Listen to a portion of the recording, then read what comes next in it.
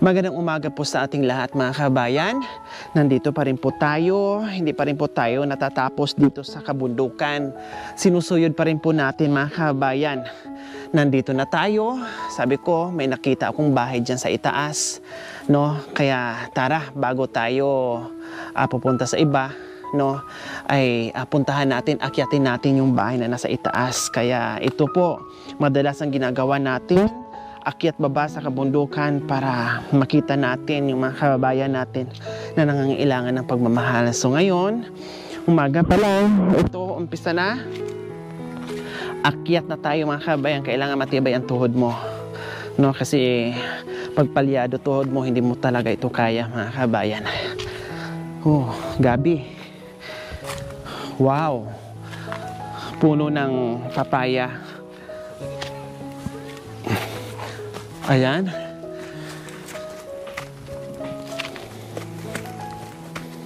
Tao po. Tao po.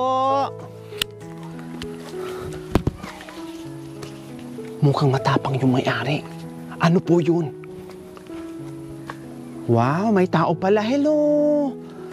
Umuusok. Anong niluluto natin? Kapay po. Ha? Kapay. Kapay? Anong kapay? Hello, magandang umaga. Nagluluto na kayo para sa tanghalian nyo? Wala po. Wala pa. Anong kapay? Ano po? Kape. Ay, kape. Aray ko. Anong pangalan mo? Erika po. Erika. So, tapos ka na magkapay? Oh. Kapay. Nadugag kinapay. Gikapoy na. Kapoy. Oh my gulay. Tapos na kayo magkape. Oh. Anong partner ng kapay nyo, yung kape nyo? Wala po. Wala, plain lang? Oh. Kumusta naman kayo dito? Ayos lang po. Ito bahay nyo. Kahit po ganyan yung bahay namin, nakakaraos din. Oo, kahit anong bahay, basta ang importante mayroon kang matulugan, ayos na yun. At nakakakain sa araw-araw, di ba, Erika? Ilang taon ka na? 18 po. 18 years. 18 ka pa lang? Oh. Ang asawa mo ay? 42 po. 42 years old. May anak na kayo? Wala pa po. Ilang taon na kayo nagsasama? 4 po. 4 years na? Hindi po. Paano ka napunta dito? Nakilala ko po yung lolo ko po taga Hacienda. Tapos? Kahit pumupunta po doon yan, kaya po nakilala ko po. Doon siya nagtatrabaho noon. Sa Bukiran. Wala pa kayong anak? Wala. Sa loob ng 4 na taon, bakit? Yan, hindi pa binigay ng Diyos eh. Tama, hindi pa napagkalooban ng baby. Kumusta naman anong trabaho dito? Nangangarbon po. Mister mo? Ayun po. So ayan po mga kabayan, no? Ipakilala tayo ni Ate Erika sa kanyang mister. Anong pangalan mo, kuya? Rolly po. Ha? Rolly po. Rolly. Rolly. Oh. Tama, ilang taon na po kayo? 42. 42, tama nga ang sinabi ni Erika. At wala pa kayong anak. Bakit wala pang anak? Hindi pa nakakabuo? Pero malakas pa tuhod nyo. Malakas po. Pinapatawa lang kita, kuya, ha? Kasi mukhang dala-dala mo yung problema sa mundo eh. Kanina pagdating namin, parang wala lang. No, parang alam namin talaga na talagang problemado kayo dito sa kabundukan, yung pamumuhay araw-araw, no? Kasi sa tagal kong pabalik-balik dito, alam ko na ang buhay niyo dito kung ano talaga ang number 1, kung ano talaga yung pinaka number 1 na problema nyo dito sa kabundukan.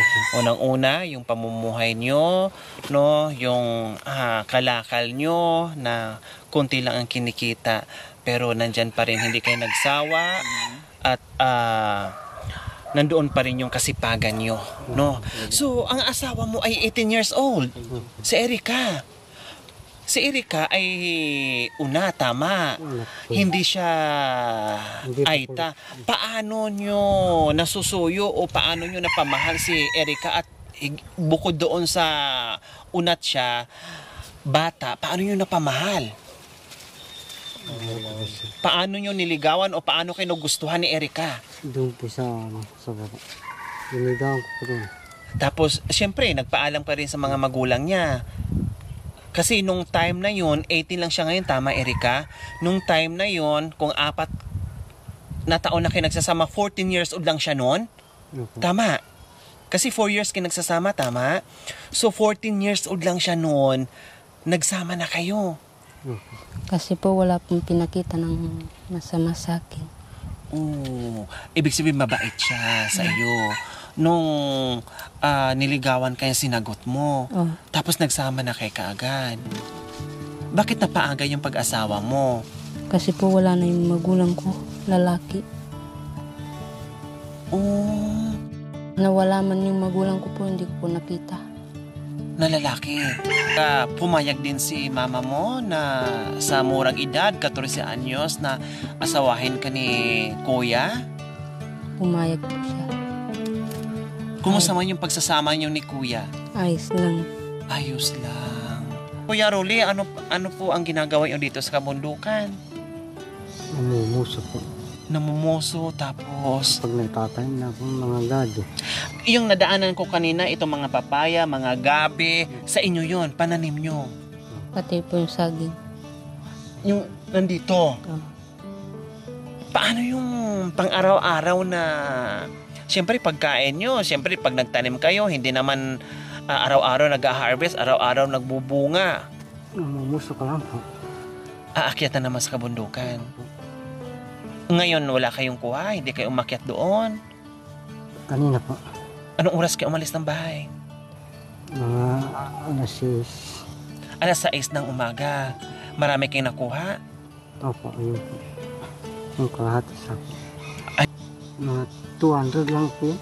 200 pesos. Saan nyo po ibibenta? Yan, sa taas. Iaakyat nyo pa? Nandoon yung mga buyer, ganon? Opo. Oh, Diyos ko mga kabayan. Mahirap po rito sa bundok. Po? Mahirap po. Bakit nasabi nyong mahirap? Bakit hindi ko masabi mahirap yung umakyat ka lang mataas. Katapos, baba mo pa. Buhat-buhatin pa. Opo. Tapos, ang mga dinaanan mo, mga bato-bato pa. Opo. Matitirik. Delikado. Opo. Hindi ka natatakot sa ahas? Ano, ahas po. Kapag nakita ka niya, tatakbo rin. Pag nakita ka ng ahas, Tumakbo rin. tatakbo ang ahas. Pag nakita mo rin ahas, tatakbo ka rin. Opo. Kung malaki na. Kung baga unahan kayo. Opo. Kung nakita ka ng ahas, tatakbo siya. Pag nakita mo rin siya, tatakbo ka din. Ay, Diyos ko, paano pag tumakbo sa kabila, tumakbo ka rin sa kabila, magkasalubong kayo doon sa unahan? O ano gagawin nyo? Bahala na po.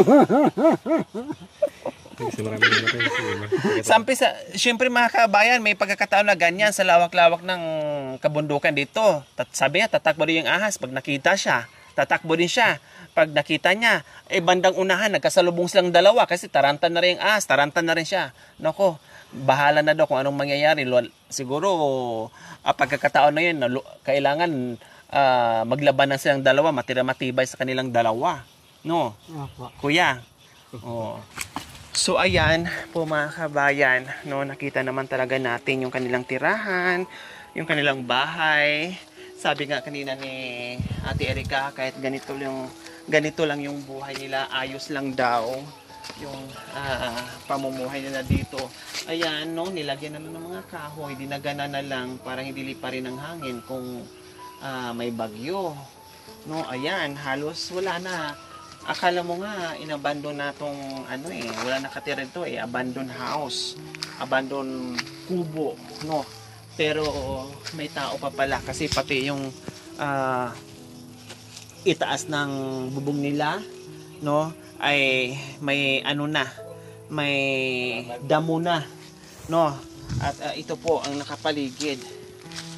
Nakita naman natin.